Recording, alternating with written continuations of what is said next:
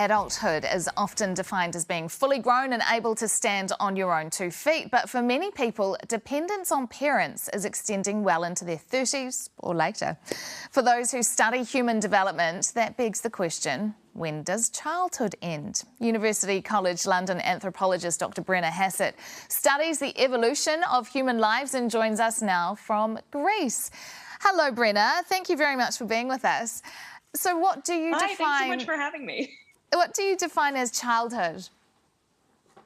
Well, in this case, I'm using a pretty broad definition, I think, as anyone can guess. But what I'm talking about is the switch between basically you being a net sink for resources from your society and the time when that flips over and basically you're kind of, living this grown-up life that we all imagine, making a contribution to society. And that could be, established in a career or having kids of your own.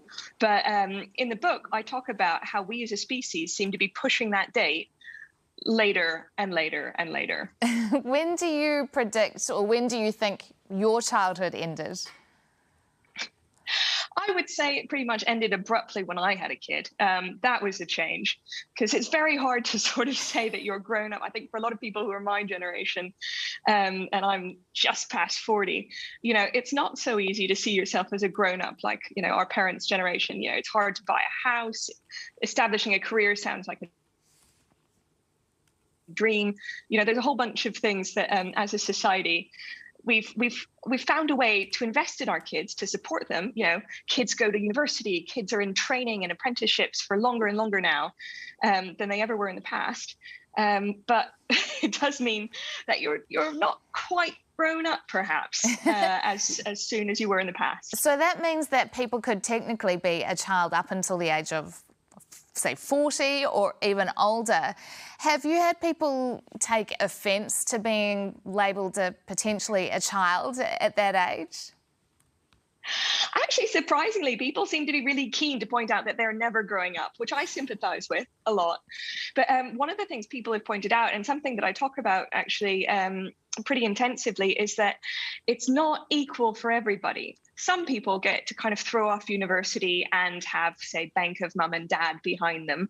Some people don't. And around the world, it's basically your society gets to sort of tell you, how long you get to be a child. For instance, we now think it's perfectly normal for kids to go to school and to go to school, till they're 18 at least. And then they could do a degree. They could be 21, 23, 30 if they're doing lots of degrees.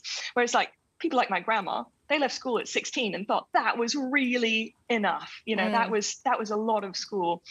But in other societies, places like Afghanistan, schoolgirls are being forced to leave at age 11.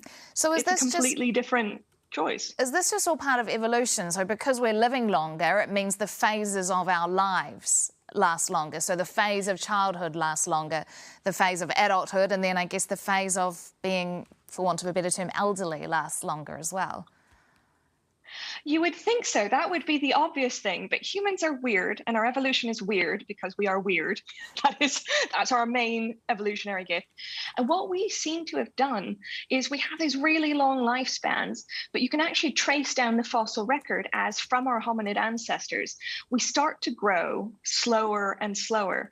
So it's not so much that we're extending our lifespans, though we are, we've got medical care and all this stuff, but we've really pushed the boundary on this period where we're dependent, where society's still investing in us. And that's something that we can see from, compared to Homo erectus or something, we just grow slower. So it doesn't mean that if you're dependent when you become elderly, that you then go back into what was deemed childhood? I hope so. I really hope so. It does sound like a nice place to be, childhood. I think I'm probably still there. University College London anthropologist Dr. Brenna Hassett, thanks so much for being with us.